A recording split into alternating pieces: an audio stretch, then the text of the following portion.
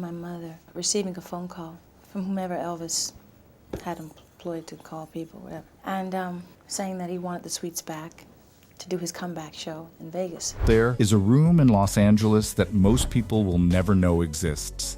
Not because it's hidden, but because it's sealed. Inside that room are boxes, decades worth of boxes. Documents, recordings, photographs, journals, the accumulated personal archive of one of the greatest voices that ever lived. And for years, these boxes have been kept under strict privacy, protected by lawyers and estate managers and the kind of institutional silence that only money and legal authority can enforce. But recently, something changed. The locks came off. The seals were broken. And what emerged from that room is a story that reshapes everything you thought you knew about two of music's most iconic figures. Her name was Whitney Houston, and she left behind something that the world wasn't supposed to hear. Not for decades, maybe not ever. But it's here now, and it's explosive. For most of her life, Whitney Houston existed in the public eye as a monument to perfection. The voice of a generation. A woman with supernatural talent, impeccable technique, a presence that seemed to transcend the normal boundaries of what a human performer could be. When she sang, the entire world stopped. When she spoke, people listened. She was untouchable, untainted, the gold standard against which all other singers would be measured. But behind closed doors, in the privacy of her own thoughts, Whitney was studying someone else, obsessively, carefully, taking notes, forming opinions, building a theory about fame, about legacy, about what it actually costs to be the greatest at what you do. That person was Elvis Presley. Now, on the surface, this might seem straightforward. Of course, Whitney Houston studied Elvis Presley.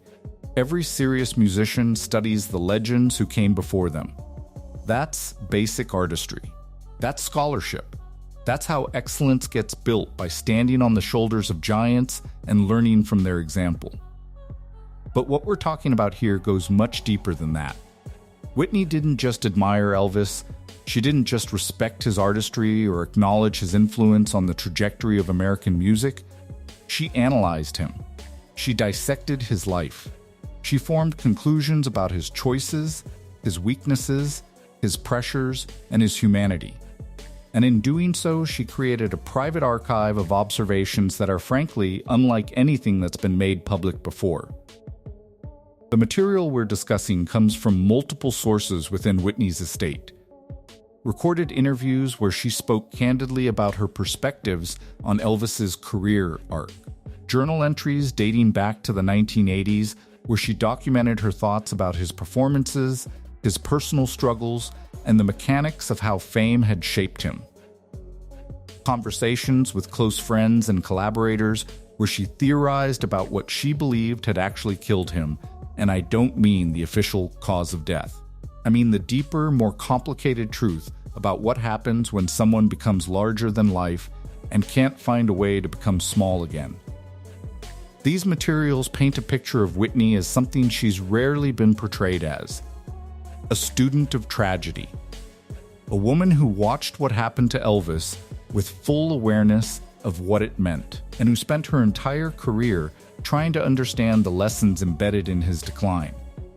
Here's what makes this revelation so significant. Whitney Houston died in 2012. At that time, the full scope of what she had documented, the journals, the recordings, the private thoughts they went into storage, they were sealed. They were protected. And for more than a decade, they remained there. Inaccessible, unknown. Her family knew. Her closest collaborators knew. But the public didn't. And now, for the first time, we're getting access to these materials. Not all of them estate privacy protocols are still in place. But enough. Enough to understand what Whitney actually thought about Elvis. Enough to see the connection she was making. Enough to recognize that she was working through something deeply personal when she thought about him. The question becomes, why did Whitney feel compelled to do this analysis at all? Why did Elvis matter to her so much that she documented her thoughts about him across decades? The answer is in the mirror he represented. Whitney Houston understood, perhaps more clearly than any performer of her generation, that she was on a path that had been walked before, that she was ascending into a stratosphere of fame where the normal rules of celebrity didn't apply, where the mythology could become more real than the person, where the pressure to be perfect, to be untouchable, to be eternally gracious and supremely talented could slowly crush the human being underneath. And she watched Elvis Presley as a case study in what that pressure could do. This isn't speculation. This is documented. This is in her own words, preserved in materials that her estate is now releasing to the public. What Whitney Houston said about Elvis Presley in private will completely change how you see both of them, not in a way that diminishes either of them, but in a way that deepens your understanding of what it actually means to be a legend, what it costs, what it takes, and what happens when even the most talented, most disciplined, most aware people among us can't quite escape the gravitational pull of their own myth. So let's go back. Let's go back to the moment when Whitney first started paying attention to Elvis in a way that went beyond casual admiration. Let's understand what she saw. And let's finally hear the truth about what she thought. It was 1989. Whitney Houston was 25 years old, and she had already accomplished more in a single decade than most artists accomplish in a lifetime. 2 Grammy Awards, an album that had sold millions of copies, a voice that had been broadcast into nearly every home in America. She was, by any reasonable measure, one of the most successful recording artists on the planet, and she was just getting started. But on January 29th of that year, something happened that would crystallize her thinking about Elvis in a way that nothing else had before. She sang the national anthem at Super Bowl XC. Now, most people remember that performance for one reason: it was extraordinary. The vocal control, the power, the emotional command of a song that most singers treat as a technical obstacle to get through before the game starts. Whitney didn't get through it. She transcended it. She made the entire stadium, the entire television audience watching from home, understand what it meant to have your country's anthem sung by someone with the kind of instrument she possessed. It was a moment that entered the cultural consciousness instantly. People who weren't even interested in football remembered where they were when they heard it. More than 90% of the people watching this video right now still aren't subscribed, and that means most people are missing out on exclusive, untold stories about Elvis Presley you won't find anywhere else. If you don't want to miss the next revelation, now's the time. Subscribe, hit the bell, and share this video with one friend. Now let's continue. But here's what the public didn't see. What happened in the hours after that performance, when Whitney was alone with her thoughts, processing what she had just done and what it meant. Because that moment standing on the field at that stadium, in front of nearly 100 million people, carrying the weight of representing something sacred, it opened something in her. A recognition, a kind of understanding that went beyond intellectual knowing into something felt and embodied and terrifying. She had just experienced in compressed form the thing that had defined Elvis Presley's entire existence. The documentation from this period in her life shows Whitney beginning to study Elvis's career with new intensity. Not as a fan studying an idol, but as a scientist studying a phenomenon. She watched footage of his early performances. She listened to recordings. She read interviews and biographies. And she began to form a theory about what had actually happened to him. In her private notes from this time, Whitney documented her observations about Elvis's relationship with performance. How he seemed to understand, even early on, that he was being asked to carry something much larger than himself. How the role he was meant to play, the king, the untouchable one, the embodiment of a nation's musical dreams, was a role that required him to be less human, not more. What's remarkable about Whitney's analysis during this period is how carefully she was watching the mechanics of fame as they applied to Elvis. She wasn't interested in the tabloid version of his story. She wasn't focused on his personal life or his romantic relationships or the gossip that had accumulated around him over decades. Instead, she was paying attention to something much more specific: the relationship between his artistry and the expectations placed upon him.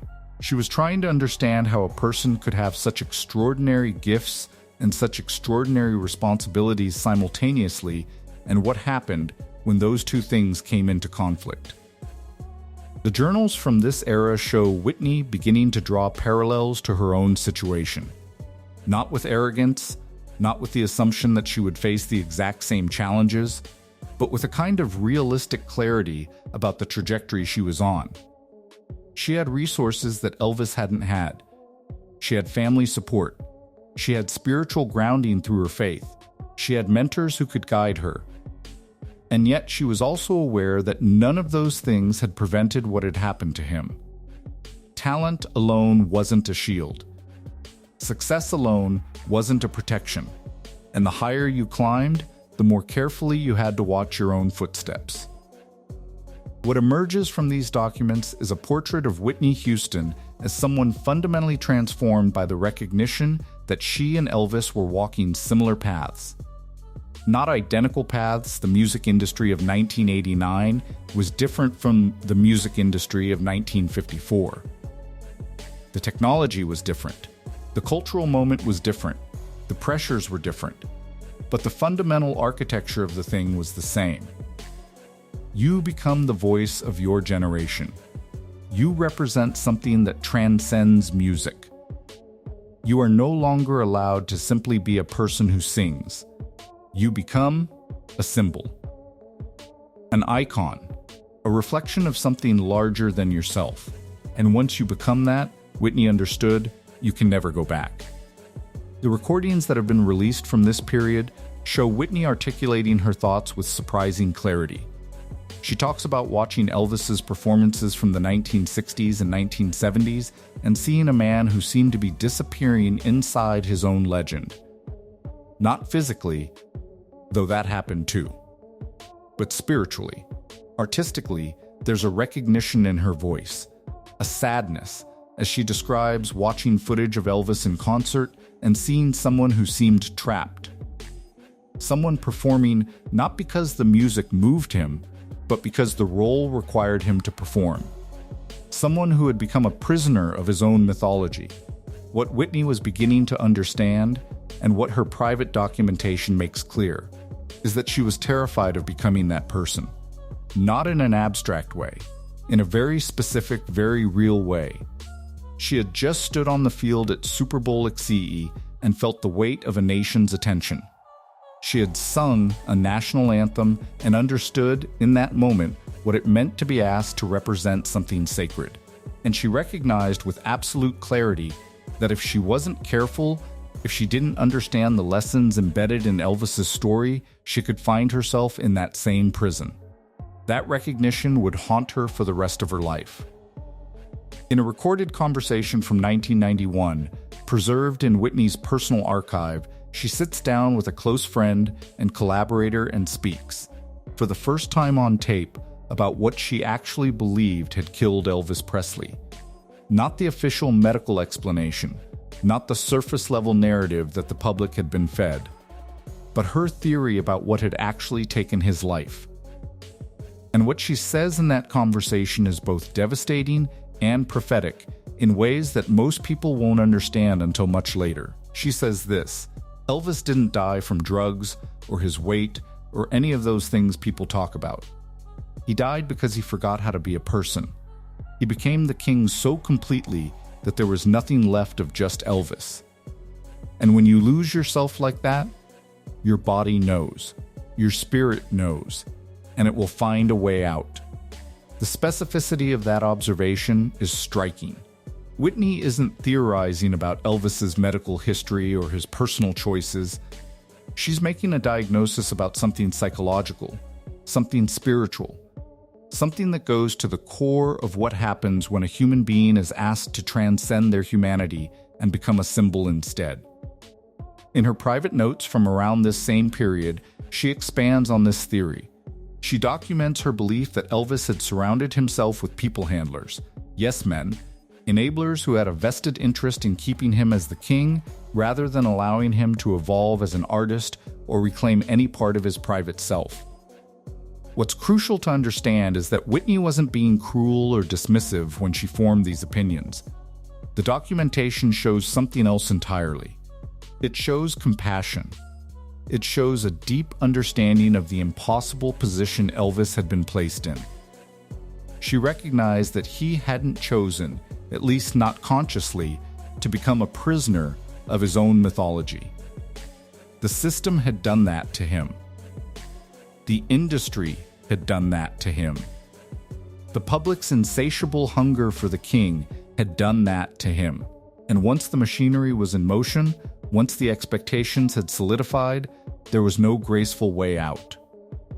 In another recorded segment from 1993, Whitney speaks about what she calls the loneliness of the pedestal.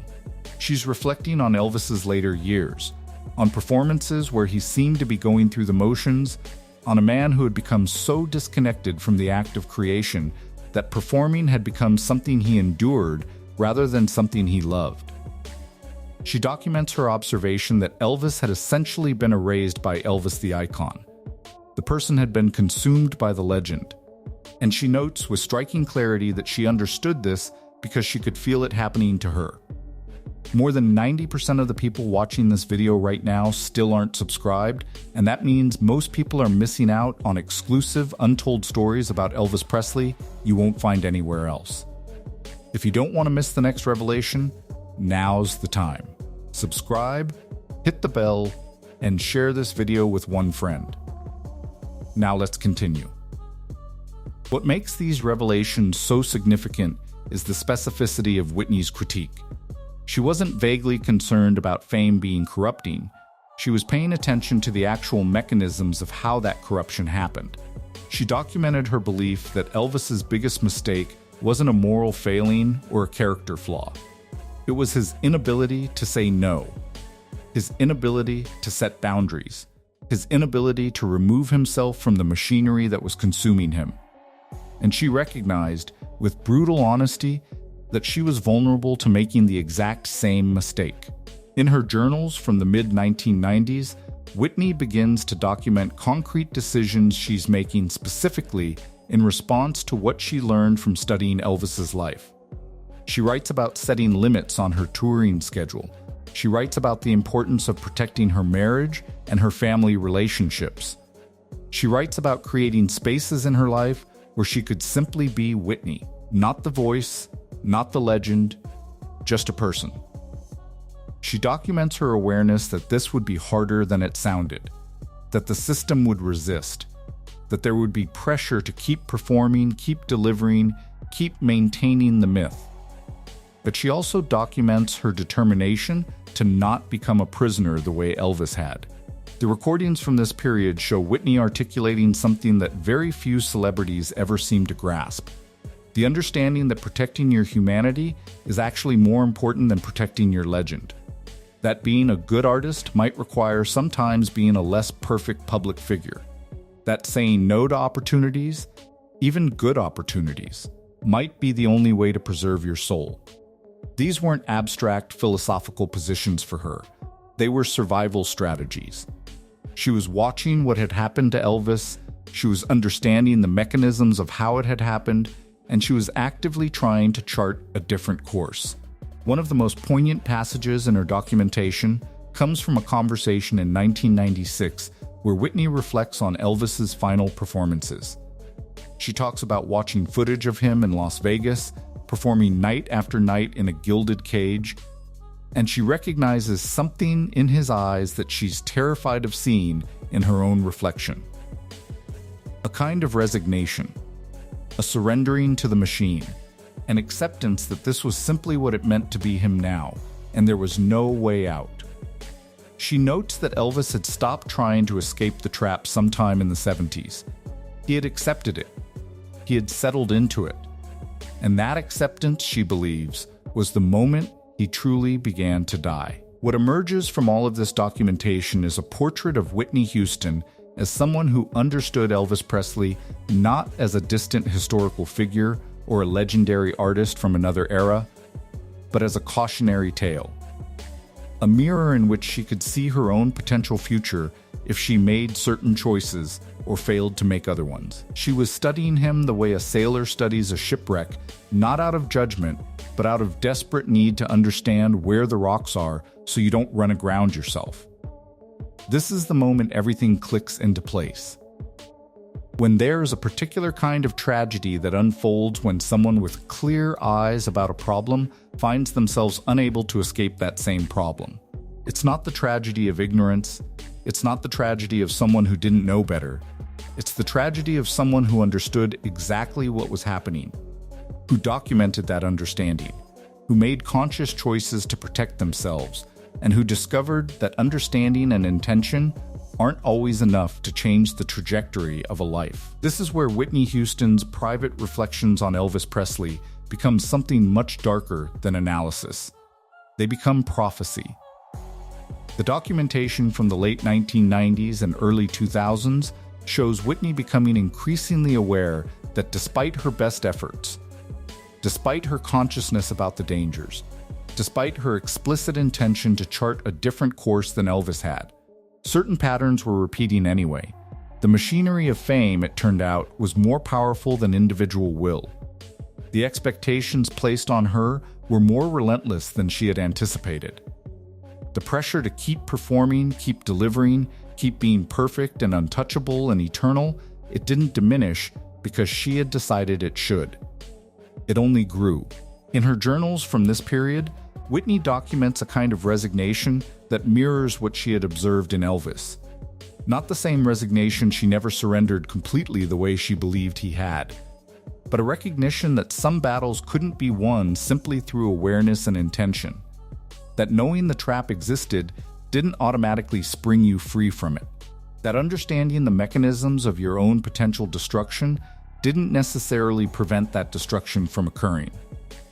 What's remarkable about these later entries is the honesty with which Whitney acknowledges her own complicity in the process. She writes about performances where she knew she should have said no, but didn't. She documents moments where she prioritized the expectations of others over her own well-being. She reflects on how the role of being Whitney Houston W, H, had become so consuming that reclaiming the person underneath had become nearly impossible. It's not a bitter reflection. It's a sober one. It's someone who studied a map of the territory and walked into it anyway, understanding the risks but feeling unable to resist the momentum. In one particularly revealing conversation recorded in 2000, Whitney speaks about what she calls the contract you sign without knowing you've signed it. She's reflecting on how fame operates, on how the public forms expectations about who you are and what you owe them, and how those expectations become binding regardless of your actual consent. She says that Elvis never understood he could refuse, that he believed somewhere deep in his psyche that he had to be the king, that it was his responsibility, his burden, his cross to bear.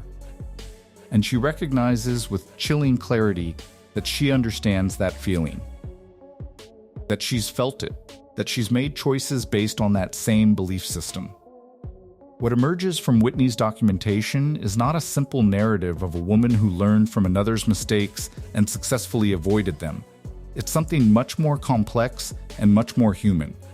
It's a story about how consciousness doesn't always translate into control, how understanding a pattern doesn't automatically free you from it, how even someone as intelligent, as self-aware, as spiritually grounded as Whitney Houston could find herself repeating certain dynamics despite desperately not wanting to. The parallel between her journey and Elvis's becomes impossible to ignore when you read these materials. Both of them had voices that were essentially superhuman in their capability. Both of them were asked to carry symbolic weight that far exceeded what any individual should have to bear. Both of them found themselves surrounded by systems designed to extract value rather than protect well-being. Both of them made efforts to maintain their humanity, to set boundaries, to preserve some part of themselves that wasn't consumed by the machinery. And both of them discovered that those efforts, while admirable and real, were ultimately insufficient against the gravitational pull of their own legend. What's different, and this is crucial, is that Whitney's study of Elvis allowed her to see the trajectory with unusual clarity. She understood what was happening to her in real time. She wasn't blind to the mechanisms. She could articulate exactly how the trap was closing.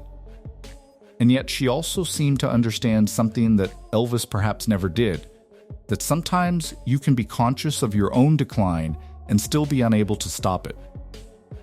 That awareness and agency aren't the same thing. That knowing you're drowning and being able to save yourself are two entirely different propositions.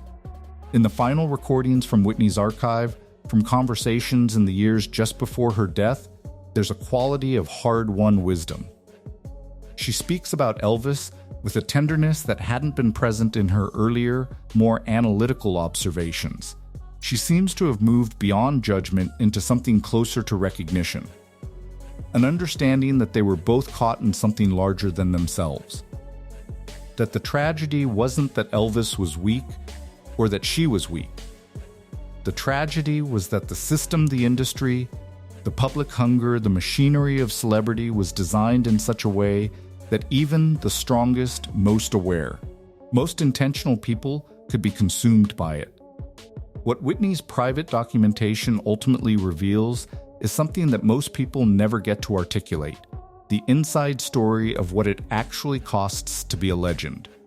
Not the romantic version, not the inspirational version, but the real version. The version where consciousness is a burden rather than a shield, where understanding the problem doesn't solve it, where loving your art and protecting your soul can come into direct conflict, where the choice between serving the public and serving yourself is presented as though it's a binary, as though you can't do both, as though you have to eventually choose. Whitney chose, repeatedly, to serve the public, to show up, to deliver, to be the voice that the world needed her to be. And in studying Elvis, in documenting her thoughts about his trajectory, in recognizing the parallels between his journey and hers, she was essentially writing her own prophecy. She was laying out in clear terms what she understood about where the path led. And she walked it anyway. Perhaps that was her own kind of courage. Perhaps it was resignation. Perhaps it was both simultaneously. What we know for certain is this: Whitney Houston understood Elvis Presley more deeply than almost anyone ever has. She saw his genius. She saw his trap. She saw what it cost him to be who he was. Where loving your art and protecting your soul can come into direct conflict. Where the choice between serving the public and serving yourself is presented as though it's a binary, as though you can't do both, as though you have to eventually choose. Whitney chose, repeatedly, to serve the public, to show up, to deliver, to be the voice that the world needed her to be. And in studying Elvis, in documenting her thoughts about his trajectory, in recognizing the parallels between his journey and hers, she was essentially writing her own prophecy. She was laying out in clear terms what she understood about where the path led. And she walked it anyway. Perhaps that was her own kind of courage. Perhaps it was resignation. Perhaps it was both simultaneously. What we know for certain is this: Whitney Houston understood Elvis Presley more deeply than almost anyone ever has. She saw his genius. She saw his trap. She saw what it cost him to be who he was. And that knowledge, preserved in her private archive, transformed by time and circumstance into something the world can finally hear, tells us something essential about what it means to be extraordinary. It tells us that sometimes, even with clear eyes and full consciousness, the price of legend is higher than any individual should have to pay. If this revelation changed how you see Whitney Houston and Elvis Presley, you need to see what else her estate is releasing. Subscribe now and hit the bell, because the next story is even more explosive. Share this with someone who needs to hear the truth about what fame really costs. Don't miss what's coming next.